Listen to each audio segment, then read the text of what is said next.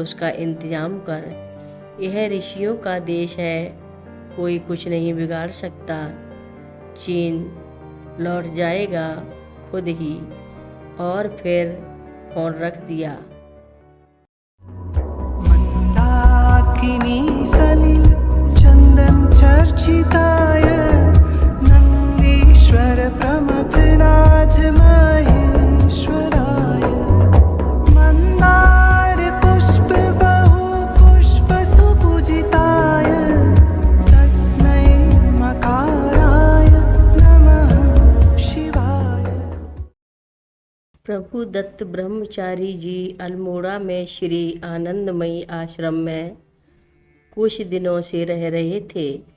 एक शाम को एक वृद्ध महाशय आश्रम में आकर उनसे पूछने लगे, क्या यहाँ बाबा जी आए हैं? ब्रह्मचारी जी ने पूछा, कौन बाबा जी? आगंतुक ने कहा, बाबा नीब करोरी महाराज। तब ब्रह्मचारी जी ने कुछ हंसकर विनोद में कहा, यहाँ तो कोई नीब करोरी बाबा जी नहीं आए, उन्हें पुकारो तो शायद आ जाएं। उस बूढ़े भक्त ने अपने ही विश्वास पर जोर से महाराज जी का नाम लेकर पुकारा। तभी प्रभु दत्त जी हतप्रभ हुए, आश्चर्यचकित देखते रह गए कि पुकार सुनते ही महाराज जी आश्रम के द्वार से अंदर प्रविष्ट हो रहे हैं।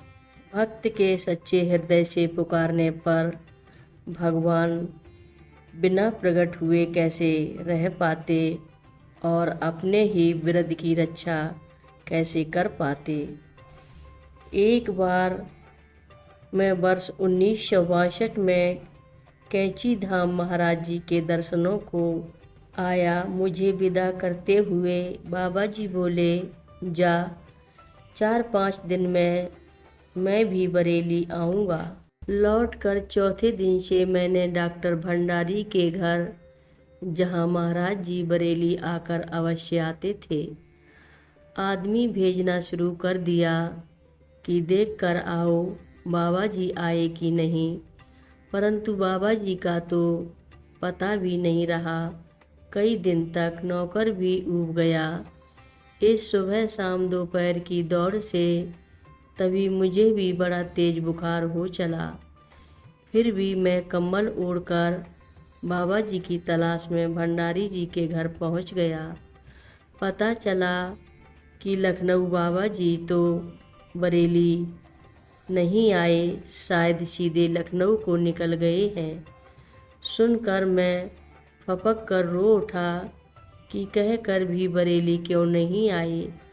भंडारी जी की पत्नी ने मुझे बहुत तेरा समझाया, पर मैं बाहर बेंच पर बैठा बिफर कर रोता ही रहा और बहुत देर तक बच्चों की तरह रोता ही रह गया। तभी एक जीप फाटक में घुसकर बगल में आकर रुक गई और मेरे देखते ही देखते बाबा जी उसमें से उतरकर सीधे भीतर चले गए। फिर ऊपर एक उड़ती नज़र डालते खुशी की बौखलाहट में मैं उन्हें प्रणाम भी न कर सका। तब रामानंद ड्राइवर ने बताया, महाराज जी तो फरीदपुर से भी आगे पहुंच चुके थे, परंतु उसके आगे गाड़ी बढ़ी नहीं, जाम हो गई वहीं। तब महाराज जी ने ही कहा, अरे वो प्यारे लाल रो रहा है, चलो वापस बरेली। और हम 16-18 मील आगे से वापस आ गए। प्यारे लाल बरेली भक्त के अंतर की सच्ची पुकार बाबा जी को वापस खींच लाई।